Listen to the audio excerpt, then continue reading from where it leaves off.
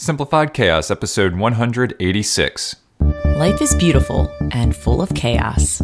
And it can get slightly out of hand if that shit's not tamed. We're here to share how to simplify the little things to help you lead a more intentional life. This is Simplified Chaos.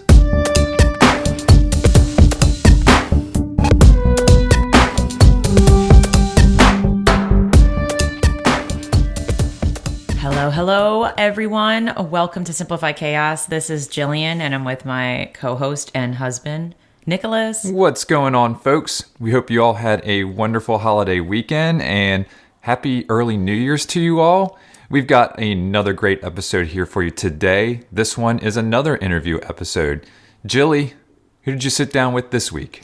Oh, it's such a good one. I had the opportunity to sit down and chat with Mollie Donghia. She is a mama to 3 wonderful kiddos and enjoys all aspects of family life.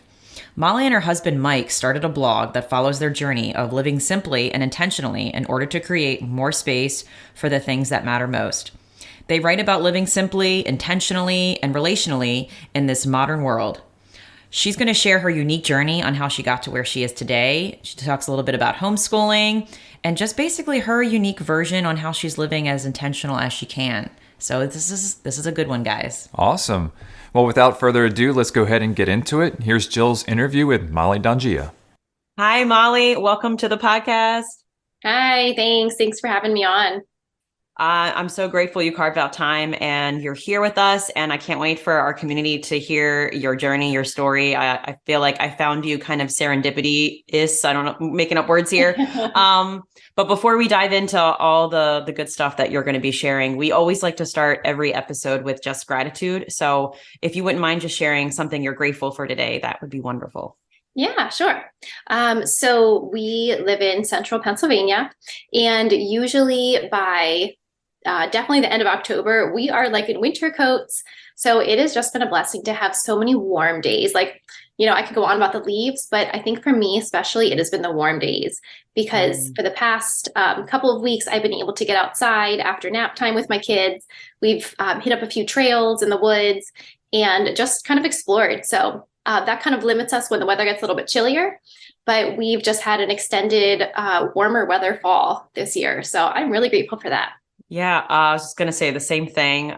We have this big lake, a community, and a giant lake right across the street from us. So we walked there and we found our neighbors and just playing in the sand, putting our feet and our toes in the water. And I'm like, is this November? Oh, this is just wild. And we were just getting lost in time. I was like, holy crap, I got to get back home and record an episode. This has been so fun. But I agree. This weather has been pretty amazing to like enjoy the warmer weather a little bit longer. Yeah, definitely. Yay. Okay. So I just want to preface that I was looking each episode for one of our topics. I always like to find a resource. It's like a book, a podcast.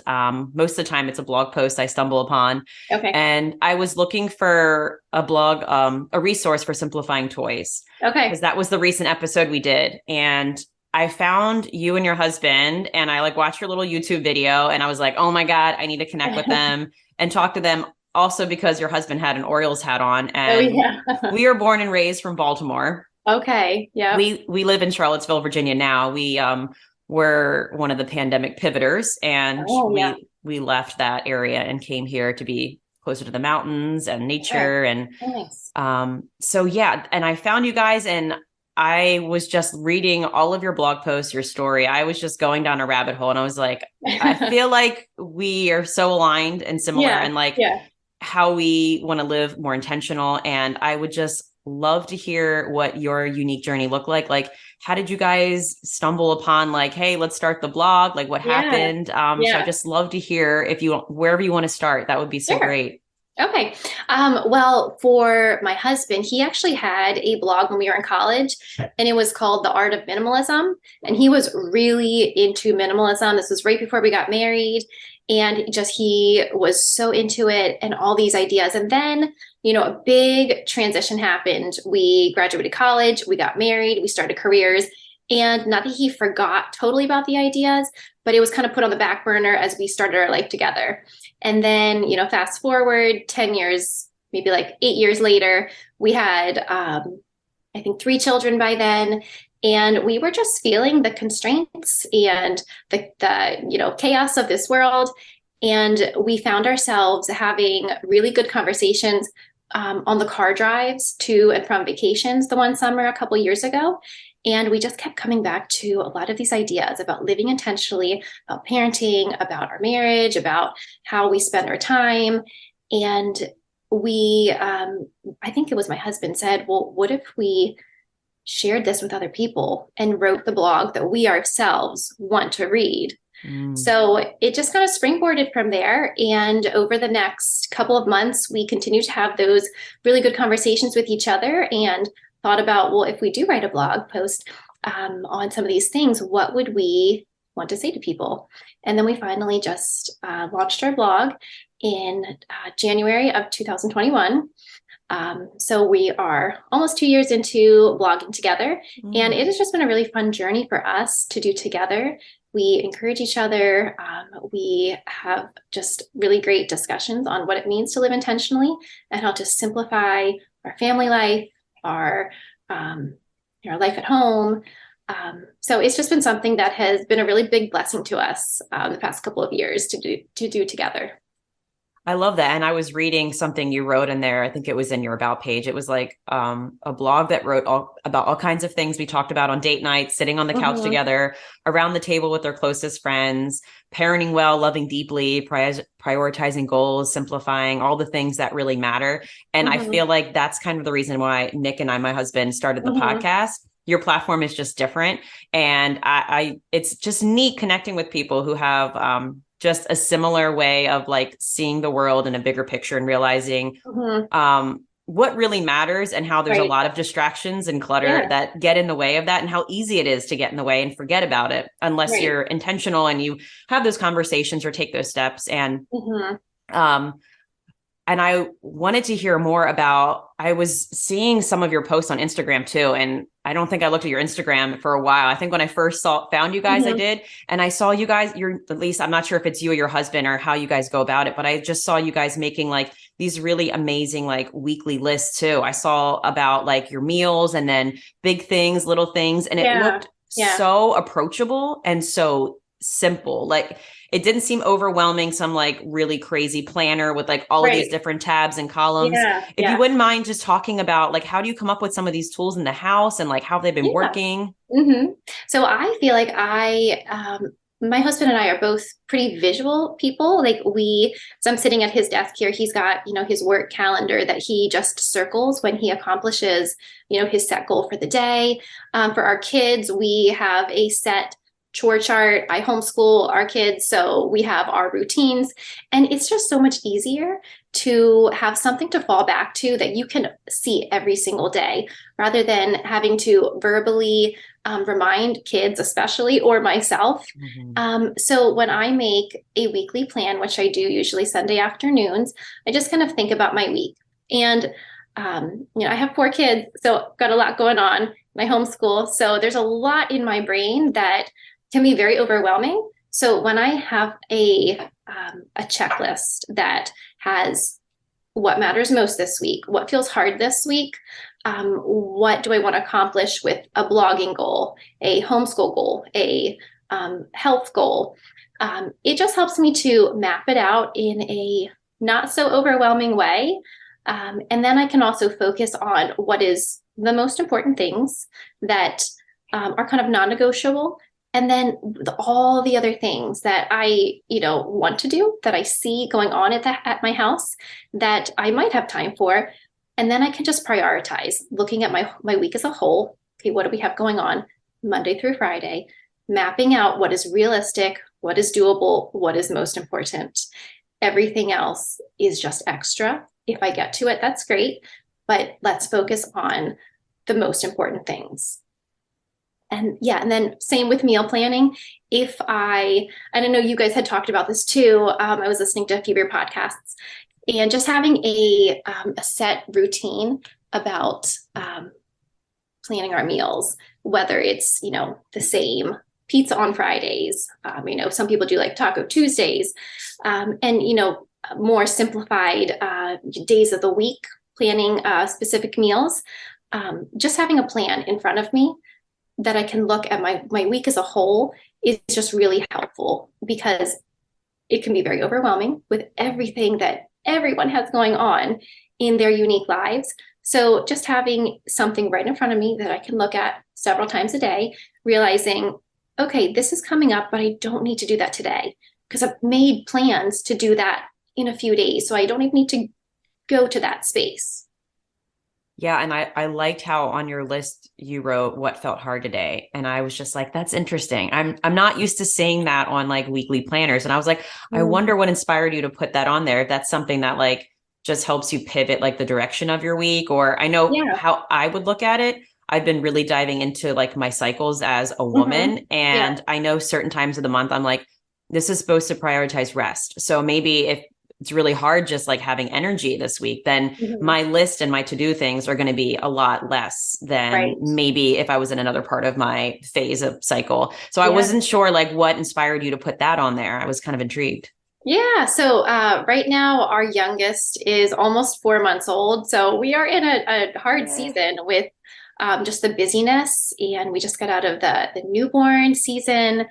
And I would say this was our most challenging transition of all of our kids, just for a few different reasons. Yeah. So life does feel busy and challenging and full, but all good. So it helps me to recognize, yes, this is not a easy season, and it's okay to call out what is hard. And it helps me just to give myself grace that I'm not going to get it all done because I have a little baby that demands a lot of my attention. So I think just realizing what is the most challenging right now just kind of puts it in perspective that it's okay to have those seasons. Absolutely. And that's one question that I always love to ask is because I know it seems like everything may appear to be, rainbows, unicorns, Mm-hmm. magical, but I know like underneath everything, there's a lot of struggle and, chaos internally and externally. And I was just curious, like has been like a big struggle through, it could be this season or like something in your life that was very pivotal. Like what is something that you've been, was a big struggle for you guys in your life? Yeah. So I think currently the biggest thing is just juggling all the important and necessary things. Yeah, like I said, I homeschool my kids, so that demands a lot of time, but yet I have this little baby who also demands a lot of my time. So just trying to create a balance so that I am not so overwhelmed each day. We have this blog that we are very passionate about, that we want to devote good time to, but also recognizing, well, maybe I just need to take a little bit of a break from the regular daily time with blogging like I had prior to having our last baby. And I think just the most, I guess, relevant struggle that both Mike and I have right now is just being able to be present through it all without feeling overwhelmed. So that the template that you're talking about from Instagram, that is a result the past couple months of me feeling a little more full and busy and overwhelmed, and just trying to simplify my routines and determine in, today with everything that's on my plate, what needs to get done most, what is the most important thing. I can resonate. I don't have 4 kids. I have one, but I'm homeschooling too. Okay. And it feels like there's so many things like personally Yeah. and like Yeah. hobbies. I'm like, how do I prioritize that? What does it look Right. like? Is it the same each day? Should it ebb and Mhm. flow depending on my mood and like my daughter's mood? So I agree, like having a visual or some kind of chart that can evolve with your seasons, I think is so Mhm. helpful because it makes everything in your brain seem like, oh, like let me Right. narrow in on like what's truly important. And then like the Yeah. rest of the chaos that's in my brain can like, okay, let's quiet Right. down. Exactly. Can turn it off for a little bit until, yeah, it needs to be done. So, So amongst your full days, how are you able to prioritize like self-care and nourishment mhm. and like how does that look for you during your days? Yeah, that's a really good question because I think it's really important to know what you need. And I know I am more introverted than my husband, so I do crave some alone time in the afternoon. And it's hard when my husband works from home and our four kids are here with us. So it's kind of hard to find that quiet space. But I have found that mornings before the kids get up, and we have a routine for them, they can't get out of their room until their light turns green, which works really well for them. I try to get up an hour before anyone else gets up. And that's when I can just have my quiet time, journal, have my coffee, and that just really sets me up for the day. So I find that days that I don't have that, if I'm just more tired, or if the baby gets up before the other kids get up, it's a little harder to feel as calm throughout the day. So yeah, mornings, I am a complete morning person. My husband is not at all. So morning is when I have the house to myself. And then most times we do a really good quiet time in the afternoon, and my older three are all used to it. The baby, it's still kind of hit or miss if his napping schedule will align with when they are doing their quiet time. But that's another key time. That's when I would be able to sit down and just have peace and quiet for a little bit if I'm lucky. Yeah. And that's when I would usually do my blogging. Awesome. It's just interesting to hear different people's rhythms. And I feel like almost everyone who I've interviewed is always like, the mornings are so sacred. And I completely agree. I feel like we're in a season right now where Lucy always finds her way. The fairies bring her in her bed at some point in the night. And it's so hard to sneak out of bed when she's in bed with us. I'm doing like this slow motion army crawl, and usually she's up like 3 minutes later. So I'm just like, all right, this is a season of just like treasuring time with her and like figuring out other avenues of like ways to get in that time for me. But I mean, what a interesting role model that must be for your kids to see like you intentionally carve out time for yourself and like show them what that looks like and how you approach challenges and like find tools that work for you. Like that must be such an amazing learning experience for them just to see their mom like go through that. Like that's amazing. Yeah, I hope so. So amongst everything, like how do you and your husband like find ways to support yourselves? Like, do you have family around? Do you have a community that you go to like for just for support for like date nights or for anything? Like, what does that community look like for you guys? Yeah. So we are fortunate to have my family very close. So it's been a little more tricky to do date nights with in the newborn season. We did just have one last week, and we brought the baby with us, but thankfully he slept the whole time. So nice. My husband's like, it's still not a date if we have a child with us. I said it's close enough. Yeah. But yes, we do cherish our evenings together. That's what we've always done. A little earlier of a bedtime for our kids. It's like 7:30.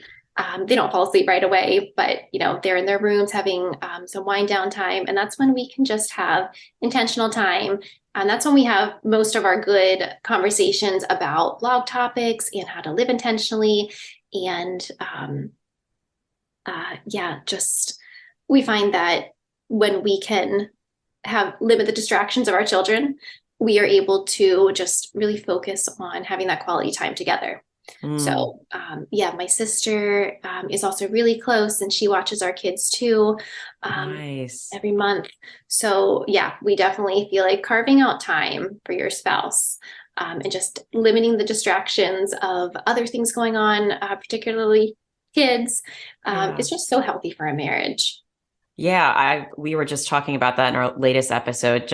I think the hardest part is just speaking up and asking for help. It's like, you know what you want and what your body craves, right? But the art or like the effort and action of like doing it and not feeling guilty and just knowing that people want to help you genuinely, like they want to help. So the hardest part, I think for me personally, is just opening up my mouth and be like, would you mind? And then usually they're like, absolutely. And I'm like, what? That wasn't so bad. Why did I get all worked up about this? Like, you know what? We were just talking about that today too. And people aren't mind readers, right? You just have to be able to ask for help. That's so true. Well, I wanted to circle back because I saw a blog post and I was shaking my head at everything. And I don't know who writes them, if you guys write them together, if someone like types it. I No, would, we're pretty separate. We always discuss our ideas, and sometimes we'll take notes together.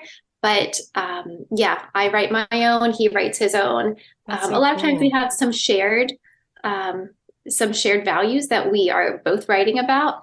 But yeah, we found that this works the best. Talk about it, and then we each go our separate way and write our own post. I love that. Were you guys both like writers before you started the blog? No. No, no, Yeah. I love never, that. no. I love that you guys just dove into it and did it anyway. I Yeah, think like yeah, that's where a lot of the growth comes. It's like, I don't know what I'm doing, but I'm going to figure it out. So, exactly. Yeah, well, you wrote a blog post that was called Living Life in the Slow Lane yeah. and just practices. And like everyone you guys wrote, man, your list is like top notch. Cause I was I just think. like, yep, make a daily 3 item to-do list. That has Mhm. been so helpful for me. I just call it Oh, my good. top three. And that Yeah, to me is like, these are the three focuses. Nothing else gets done. It's okay. right. Yes.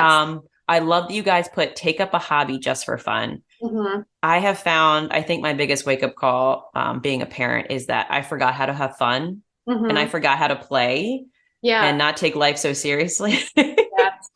Yeah. And I Yeah. love that you guys had that in there and like a little bit of research too, which is always nice. Be present with those around you. I feel like I'm always in motion trying to work on that. It is um, yeah.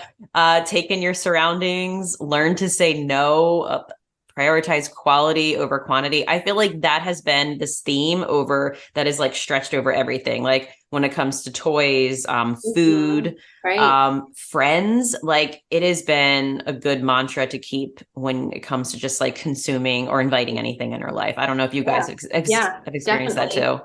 Yes. A lesson that our kids have not yet come to. They'd rather have 50 of any small little trinket than like two really nice toys. So Mm, it's okay. It's a lesson in progress. yeah, always. Let's see. You had two more. Oh, create more than you consume. Mhm. I find that when you take away the distractions like less TV time or Yeah. just binging on social media, it Mhm. is so wild what innately you want to create and what comes out Yeah. that you're like, I didn't even know that was in me. That was Yeah. interesting. Yeah. And I'm not sure if you guys experienced that with the blog, like just topics, like if they organically come up and you're like, wow, we just wrote a really great blog topic and it just came from like taking time to just create something together. Yes, definitely. It usually just comes from our observations of what we're feeling. And we always say we don't want to be forced to write a certain topic, but it has to be something that we are genuinely passionate about because we want to be real for our audience. And it Mm. doesn't, we don't want, anyone could write on any topic, but it's so much more effective if it comes from your heart and you actually believe it. 100%. And I think I read that when on your about page, it was you guys first talked about what you wanted the blog not to be about. Mhm. And I thought that was so different than what some people do. Usually they focus on what they wanted it to be, but you're like, well, let's figure out why we don't want to do it. Like what we don't want it to be for. Like we don't Yeah, want it to be fake. We don't right. want it to be maybe for money. Mhm. And my husband and I have had similar conversations with the podcast. Like we pay to do this. We don't make Mhm. money. I think if we did it for external reasons, I think the meaning and the purpose and the joy and the fun would be depleted because Right. it's for other external reasons besides we just want to share it. Hmm. Yeah. Um, That's true. yeah, and then your last one was just take a day off each week, like a sabbatical. And Mhm. so, do you guys have like a sabbatical day together as a family? Do you guys do it separately? I would love to hear if you guys have any practices for just taking time off or just like having your time to just like be. Hmm. Yeah, yeah. So that is something that I am still just kind of tossing around ideas in my mind of how to make it better in this season. So yeah, ours is more like a Sabbath on a Sunday. So we go to church in the morning. We have more of a relaxed afternoon where my husband likes to take walks, so that's kind of his thing. Like he knows that the only thing on his plate is that he can either take like a long hot shower or take a nice walk. And that's when I just kind of do my plan for the week. And then we end the evening with a family dinner at my parents' house. So that is the most low key day for us that we know I try not to do any blogging work. Even though I enjoy blogging, I just kind of let my mind have a rest where Mm, I know there's no schedule of needing to do, these certain things. And we can just kind of enjoy our family at home on that day without having any other commitments. So I would say Sunday is kind of the closest way that we do have a day off during the week of our normal routines. Love that. And I don't know if, I mean, you may resonate with this, but I find when I do take quote unquote rest days, I have to have a journal by me because if like an idea pops in my head, I'm like, I can't write about this right now, but I can jot it down for like later. That's great. So I know you mentioned like you were talking about how you and your husband like share similar values. And I'm sure you guys have talked about this. We are big on like living a life that's aligned to what you value and just, I know they can change and ebb and flow. Sure. What would you guys say that your core values are together as a family? Mm-hmm. Yeah. So I would say that it is our core values are rooted in our Christian faith. So we are always striving to see how did Jesus live his life and just take those values and use them and apply them to how we live. So we write about 3 things on our blog, 3 categories, and they're pretty broad. But living intentionally, having good relationships, and simplifying your life. So we feel much more fulfilled with life and with God's calling for us when we do focus on those 3 aspects. So everything that we strive to do, we know that it's not rooted in our own success. It's not rooted in a love of money or fame or attention, but it is just providing us with enjoyment of this world that goes beyond the temporary and what this world can truly offer us. Oh, I love that. How you look. I love the connection piece too. I think that's so important. That can be lost among, especially like when you are on the social media. It's like you're always putting these things out, and there's like a lot of people out there, but sometimes we forget to like that our community right here is like the most important, and we can make so much change and do so much good and help with like within the family unit, and then it can trickle out into the community. And sometimes I think I need reminded of that. Like I know there's a big world out there, but sometimes reeling it back in and just like I can just focus on my family and do good there, and that can spread just as well. Yep. Yeah, because that's still a big undertaking, a really important mission in life, just to focus on your family and to love them well.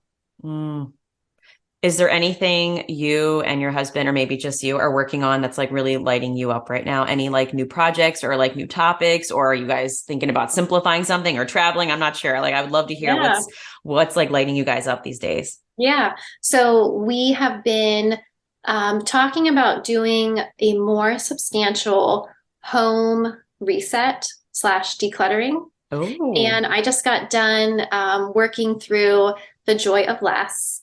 And she suggested doing a home reset, which is more than just going through a room and taking out the things that you want to declutter, but it's kind of doing the opposite. So you take out everything and then you analyze the items, the contents of the room, by putting back only what you desire to keep.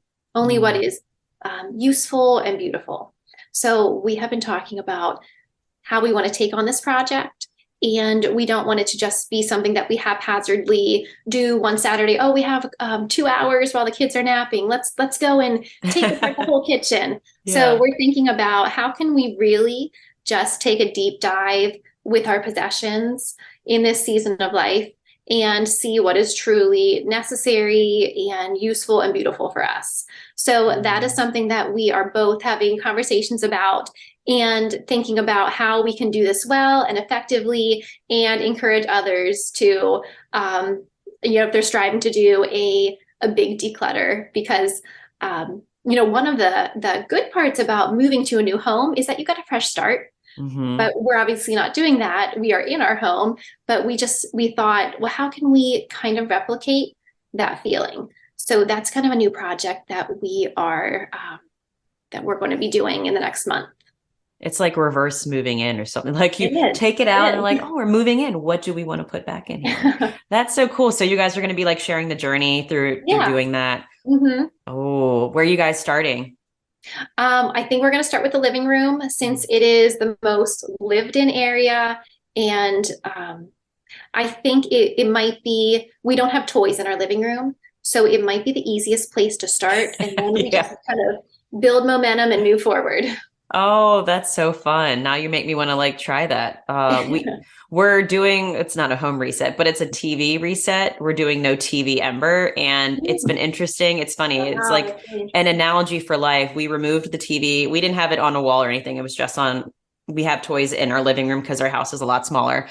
So we removed the TV and there's like all of this white space. And I'm like, this is an hmm analogy for life. When you take away the TV, there's all of this white space. Yeah. So it's been a wild ride. Like we're not halfway through. We're getting close to halfway through, but it's been really magical to see what comes up, what's being used Yeah. now, like what wasn't being used before because of hmm I mean, I think TV has a purpose, but it was just interesting to see. Let's take away the distraction just to see what Yeah. comes up. Yeah.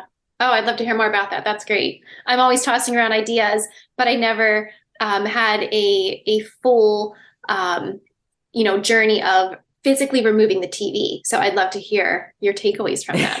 That sounds so interesting. It's definitely a lot of gray. Like we do have a tablet, so we have to use that in case of an emergencies, but it's not as long and it's been more intentional. So yeah, I'll have to share some nuances to it and Yeah. put some things out there because it's been interesting just to see, like for Nick and I, like we didn't think we were going hmm to have enough alone time. Yeah. And because sometimes the babysitter, but hmm it's been cool to see her dive more into imaginative play a lot Yeah. longer than when Okay. she was watching television. Yeah, So for that has been sure. like a big aha moment for me. Right. That's Um, great. but yeah, so we're coming to an end, and I would love before you leave just to hear if there's any quote that is resonating with you in this season of life. Yeah, that's a Um, I don't know if there's a specific quote, but something that I've been really resonating on lately is just this thought in my mind that I keep coming back to, and it is put the big rocks in first, and you'll have room for the pebbles later. Ooh. So I don't know if that's a specific quote that I anyone came love up it. with, That's amazing. Yes. but it is just something that keeps popping into my mind that I shared with our audience in my latest newsletter. And I find myself throughout the day having all these things to do, all these, we'll call them like the pebbles, all these little tasks. And I'll be like frantically trying to get all these things done, in the little amount of time that I have before I need to, get the baby up or start dinner. And I'm just reminded of just the phrase, put the big rocks in first. And that just realigns me and helps me to realize, okay, what needs to get done right now? I don't need to do this load of laundry. I don't need to clean up the kitchen table, but I do need to have quality time Mm. with my daughter. I do need to sit and rock the baby or whatever it would be. So that's just something that is several times a day. I'm just reminded of to put the big rocks in first. And I'm guessing that's where it came from on your planner, the big and the small. Was that like Yeah. for, Yeah. and hmm it's funny how it just aligned to your values, like connection was something that you guys valued. And it's like everything you said was like the big rock was like time with the baby, time with Exactly. my kids. So Yeah. that's so Much more cool to see. relational. Yeah, I hmm love that. No, that's a great, I'm big on mantras too. Anything to like put pictures or visuals in my head just to like ground me back to like what matters. I think that's amazing. hmm Awesome. Well, before you leave us, is there any little tiny, I mean, Nick and I are a big belief in like the little things add up to be so much more. Is Yeah. there any little step or tidbit or, action that you would recommend or like just say this could take you somewhere or add big hmm change to your life? Yeah. So this may be underrated for some people, but I feel like the phrase start small is just so powerful because, especially with like decluttering or starting a new habit, you kind of want to dive all in at once. But then, Mike and I talk about this honeymoon stage where you're super motivated in the beginning, but then it kind of wears off because it gets hard. Mm. And, the novelty of it is no longer there. So it's taking small steps, making small changes, just kind of sets you up so that you avoid more of that 30-day fall, where you are more likely to give up a habit. But when you start small, you take on one thing. Okay, you get really good at it, and then you add something else, and then you get really good at that too. And you're not just adding all these things at once, but you are just cumulatively doing one thing at a time. And it's much less overwhelming and much more enjoyable of a process because it's most times more successful. Yeah, I 100% agree. No, I love that. Start small. So easy, but hard at the same time. Well, Mollie, I'm so grateful that you said yes and you took the time to be here and like spread the work that you and your husband are doing. And I think it's so great if the community who's listening, like definitely, where can they find you and like read more of your blog posts? And I'm gonna have to sign up for your newsletter because I love these little gem of reminders that go in my inbox that just remind me to like stay grounded, stay intentional, and to like focus on what matters most. So where can people find you? Yeah, so our website is thisevergreenhome.com, where Mike and I publish a new blog post each week. And I'm also on Instagram too at This Evergreen Home. And I just share more of a behind the scenes look at some of the things that we write about on there. Yay. Thank you so much, Mollie. All right, folks, we hope you enjoyed that interview with Mollie Donghia.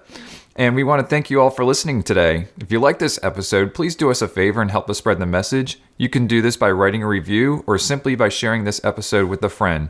And remember, sharing sparks a conversation, conversation leads to action, and action is how we're able to live a happy and intentional as hell lifestyle. We want to thank you all for listening today, and we will see you in the new year. See y'all later.